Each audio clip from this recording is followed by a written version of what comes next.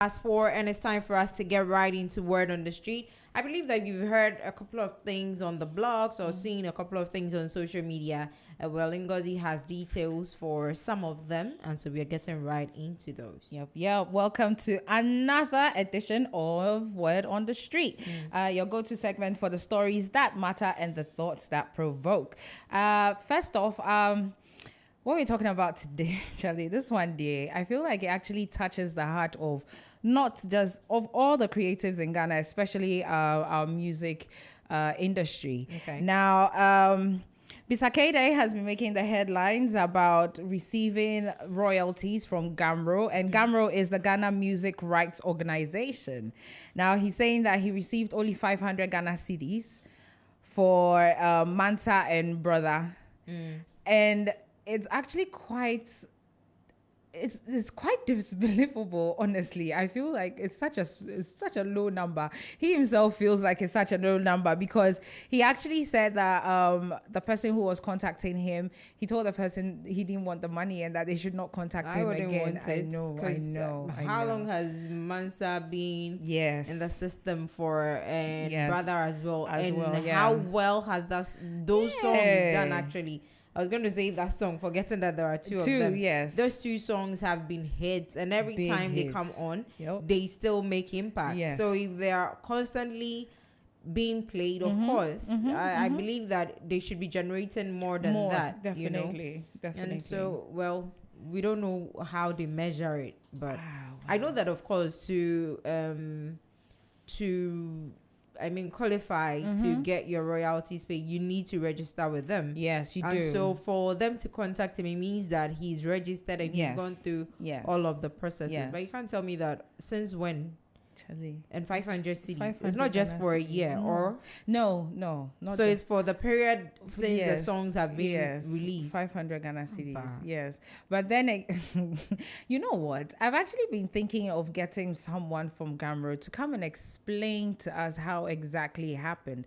Because the last time that we had a topic like this come up, I actually spoke to someone, but it was a bit dicey. They didn't really want to go into it, but I'm hoping that someone would actually come out and All the discuss best. and like give us exactly the how it's broken down, how it's discussed, because this really makes no sense. And Bisakeda is actually not alone with this dissatisfaction he's really not alone. I mean, we have a lot of Ghanaian artists who have, as a matter of fact, said that, you know what, I don't even need it anymore. Because it feels like an insult to them. It is an insult To their intellectual properties, to their craft, to their hard work and everything. Yes, so it's quite insulting. And, Fancy Gadam to also raise the topic as well, because he said he received 374 Ghana cedis. Charlie. For... Did he say what song? No, he actually did not say exactly what song that was for, but then that's what he was getting for his creative work. 300. Because if Mansa and Brother together are given 500. I think the highest I've heard any artist say they've been paid is like 1,003, and even that was peanuts. Especially if we were to take into consideration the songs. Yes. That he had, or the song in question. Yeah. It was peanuts, but that is like the highest I personally have have heard. I don't know heard. what any other person has heard. So maybe if you heard something more, or if you're an artist who have actually received More. exactly what you expect, Yeah. maybe you might just want to share with us and the rest of your world, colleagues, yep. what you did differently to ensure that you are getting exactly what is due you. Yeah. But otherwise, I know that this conversation about royalties in Ghana, It didn't just start. it's been there. Yeah. It's been a problem. Yeah. They've spoken about Yeah. it time without number. Yeah. Someone has even had coins before. Like, What? yeah. It goes back. I mean, if you check online, you see all these things, the resentments, and then Oh, wow. it's not pleasant. It's not. It's not at all. pleasant. When I was reading the story, what actually I was thinking about or worried for is what about the oldies, the veterans, the ones who have been in this game for decades. Now, maybe they can't create or they can't bring out new music like before. And most of the time you see for other people, the royalties, or in other developed countries where this system actually seems to work, royalties is a great way of them getting, taking care of them now that they're out of the game. It's a retirement plan for a lot of people. But looking at this, how much it can't when even, you're active. Yes, it can't even carry out, it can't get the basic necessities when you think about it. So how it makes me feel, how are we treating the veterans? Are we really appreciating them? This is not right at all. It doesn't sound my right. basic concern is if the person is registered. Because if you're registered with them, then of course definitely they need to. And then what are the measures? What is the criteria? Yes. What do they look out for? All these things. I mean, sometimes I feel like they just, or the people in the positions in occupying these positions really don't care, because you can't tell me that you haven't heard people talk about these royalty problems for a while. Almost every artist has had a problem with it. It's been year after year after year. So now they don't even care. They just look at the streams they get online, they make their monies from there, and then also the gigs they get, the shows they perform at, the concerts and all of that. And probably when they get booked for gigs, like I mentioned earlier, and maybe when they get people who show them love and want to support them. Definitely. But they don't bank on the any royalties. royalties. And it's sad. It really is sad. It's sad to know that you're giving your all, and then the association that should actually reward you because of your contribution to their growth as well, or their industry, they turn a blind eye to you. Yeah, that's true. If I were in Bisakeda's shoe, I'd have done the same thing. Like, why are you calling me? Keep Charlie, your money and back off. Yes, but I think maybe going forward, I think the musicians need to get together and sit down with the Ghamro people and insist on a total overhaul. What are you saying? Whatever their current systems are. When you tell them, oh, keep the money, I don't want the money. It's basically like it's the Have same you ever thing been as, frustrated? You think they haven't done what you're saying, and you see why when you said that you're hoping to get someone to, I'm like, good luck. Charlie. Do you know how many years this thing has been a conversation? Do you know the concerns that have been raised? You know the number of times they have gone peacefully, they have cried, they have shouted, they've been aggressive, everything. they've done everything. So now you get frustrated and you're like, you know what, keep it. So unregister.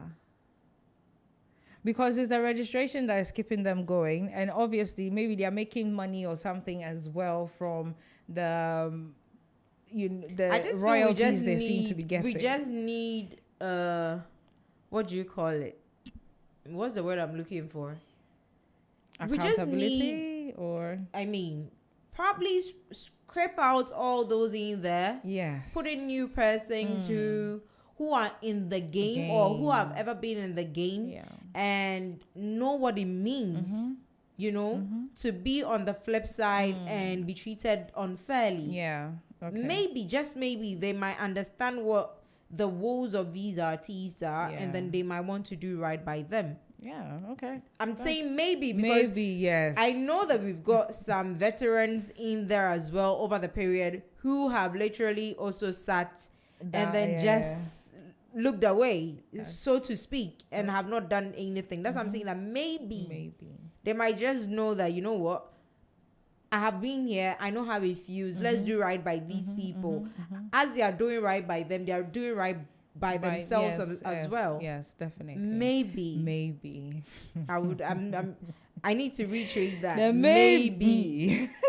Because we are human. Charlie, it may be because you remember this is just by the way, Animal Farm, you think you're fighting those with two legs, you put in those with four legs, but then the four legs are actually worse than the two legs. Anyways, let's hope that's not the situation going forward. Too. I hope so. I really hope so. Anyways, moving on to the church this time. Prophet Kofi Odro, one of my favorite. I love the way that man preaches, the way he actually holds no bars and he says what he has to say.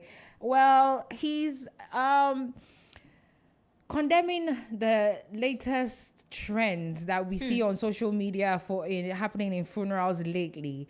The places where, how they set up some of the bodies, you see there are some that they've set them up on, maybe the trade of what they are doing in life. They put them in one setting and they carry the bodies out of the caskets and parade the streets. He's plainly simple. His message is simple and short. He just claims that this is a manifestation of foolishness that has come to stay in our society. And it's confounding, honestly, when you see these videos where they carry the dead bodies. There's even one video where they threw the coffin into the hole and the coffin broke open and the body fell out. Disrespect is that? Are there no family members, like elders in the family? I get the fact. Okay, so what I saw a couple of years back that I thought was creative before we got here today was they making the caskets in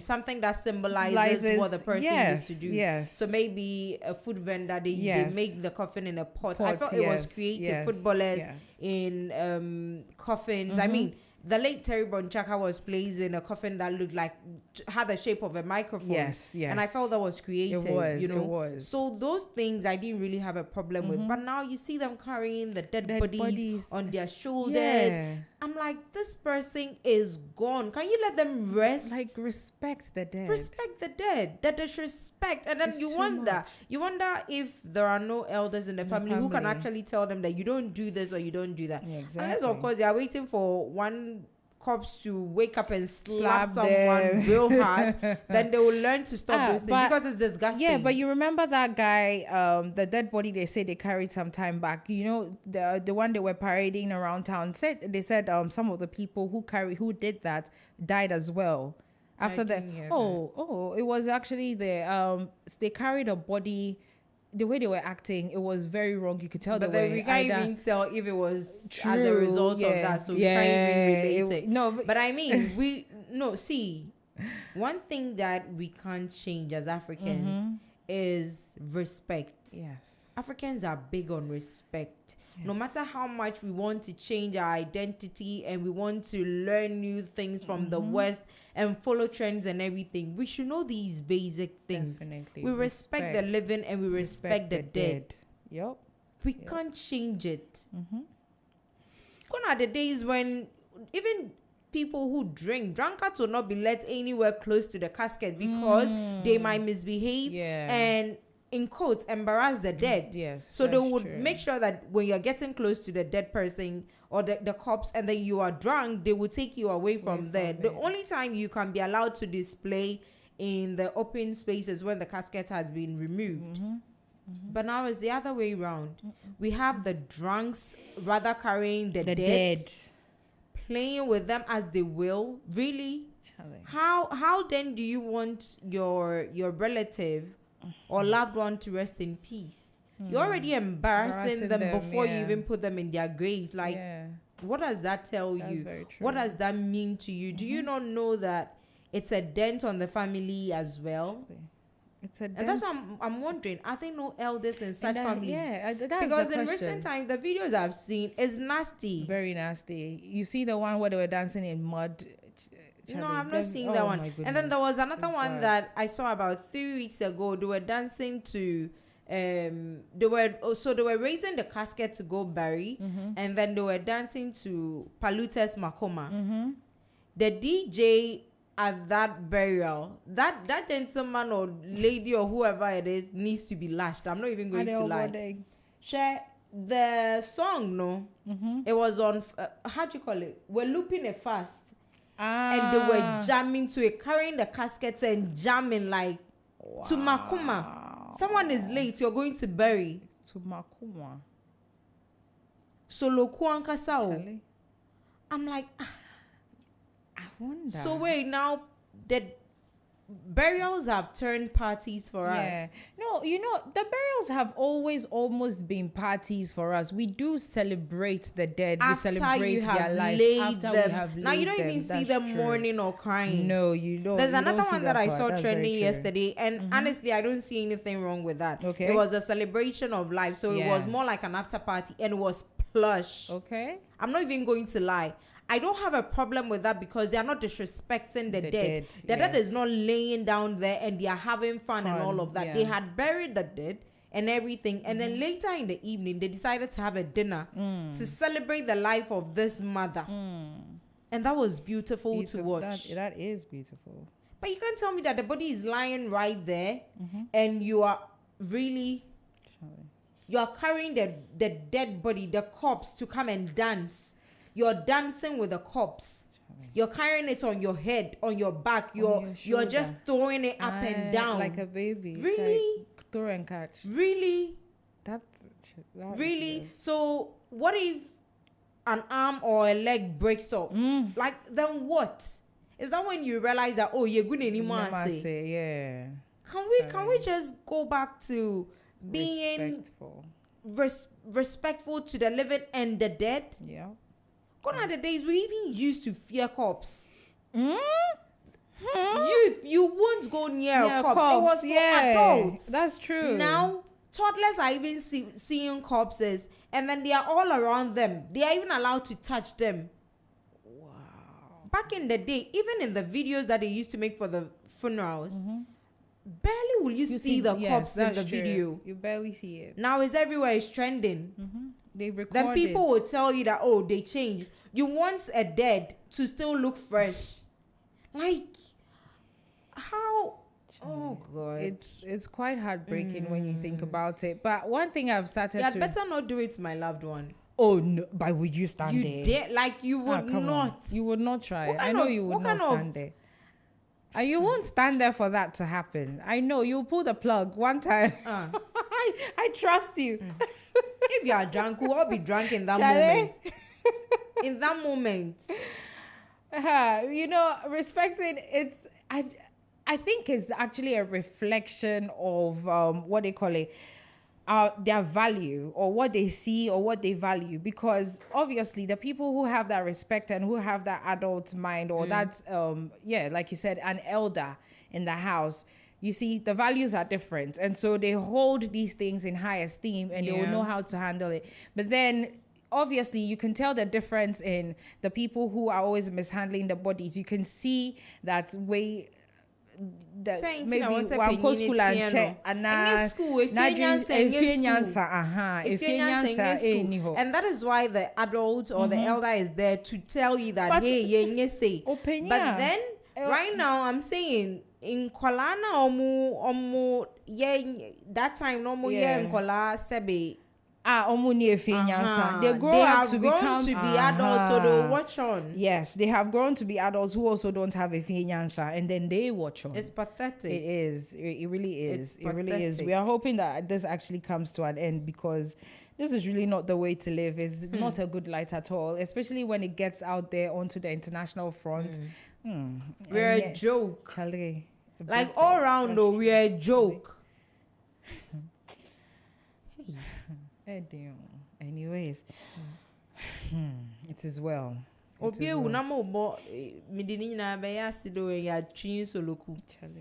Then after that you dance to Makoma. I don't have a problem with the songs. Those are like some of my favorite tunes. Yeah. But in that moment, can you at least put the corpse to rest and then you can come back and do that. That's very true. How well. It is well. Hopefully, maybe we'll get there one day. Hopefully, it would not spread. Yes, Charlie. Hopefully, it would not spread. Now, our mother. Me, I call her our mother because, yes. Now, Adwoa Awindor, Mamefia, the former guest of Greetings from Abroad, she actually former host or guest? Hey, former host, I beg your pardon. Auntie. Yeah, someone. How old were you then? Because it's like you're forgetting. Actually. Madam Madam Adwoa Awindor has given an advice that I feel like it's actually quite needful, especially in today's environment. And she's actually telling the youth, especially, her focus is mainly on like the young ladies, not to fall for people or get married based mainly on the basis of financial reasons. Like if you want a partner or if you are choosing a life partner, basically what she's saying is that choose someone who you know will be there for you, a true partner, and not just because they have some cash or some financial reason. Mainly because women usually get a lot of financial abuse, or it's easier for you to financially abuse a woman who's depending on you for the finances. And she's basically saying, like, you know, young ladies should try their very best to make their own money, to empower themselves, to push themselves forward to a place where they can make choices by themselves and not just because, oh, akwawe wasika obeshe me dream ho me ma ebe.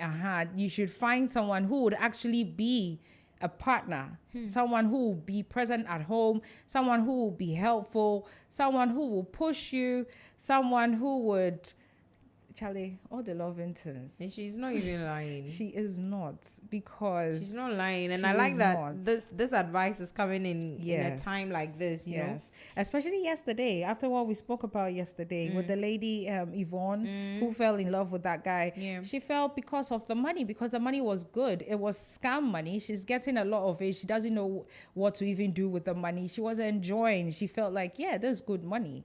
You know, so she fell in love with him, or she went out with him basically because of cash, and see where she ended up. You understand? So yeah, I think it's quite great advice. Actually, very necessary. When was the last time you fell in love for love? Auntie, are you talking about me?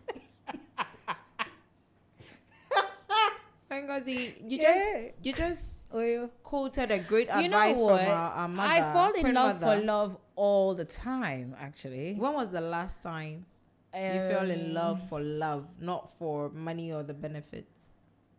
About 3 years ago, I can say boldly. Yeah, 3 years I fell ago. in love for love. I fell in love for the companionship, the laughter, the joy that the person brought me. Just being around the person made me happy. Mehano. Oh, you were his little demon. Charlie, perfect one. Hey, let me say it, no. When I see that frustration on his face, I'm a nyaji. Yes. Yes. No. Like, it's a thing. It's a thing. It's a thing. Yeah. And so the rest of the past 2 years, what have you been falling in love for? My children, Edjo. You fall in love for your children? No. Oh no, I haven't been falling. Come on.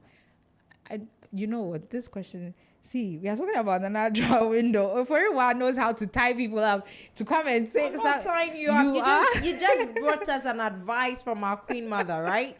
Yeah. And I'm asking, and you then concluded by saying this is great advice. And I'm just asking. It is. No, I do. That's my point. In every relationship I have been in, I have tried to. It's always about a quality, not about the finances. Yes, the finances are nice.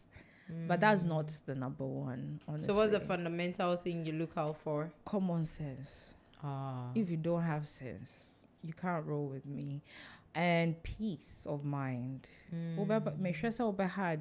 That's like, nah. There's really nothing you can bring to my table that would be worth that peace of mind.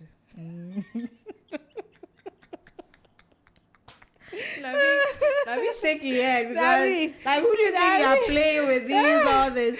What it is, Nankasa? You've already said peace it. of mind. We've heard it. We've heard what you had to say mind. the first time, and that's all we are sticking with. Anyway, thank you very much, Ngozi. You're welcome. So that's it for Word on the Yes, Street. that is all for Word on the Street today. All right. Thank you very much. So you see, the last time we were talking about practicing what you preach, and Ngozi is helping us relaying a message from Queen Mother Nana Adwoa Awindor. We miss you on our screens, by the way. And then she doesn't even practice. The last time she practiced this, she said boldly. But do you know what I was doing with that person or not? Please, you are not. You are not. Don't do that. Don't do that. Relationship referee. I fully there in trouble already. Don't let me do it to you too. Relationship referee. So don't be like Ngozi. Fall in love for the right reasons. Fall in love for the right reasons. Zoom. Fall in love for the right reasons. Don't be like Ngozi. Let it not be about the money, okay? It has never been about the money. Love is beautiful. But when money enters, love is sweeter. All right, so we are back to the music, and then we are getting right into auto tips in just about 5 minutes. So I'll take a breather, and then I will be back.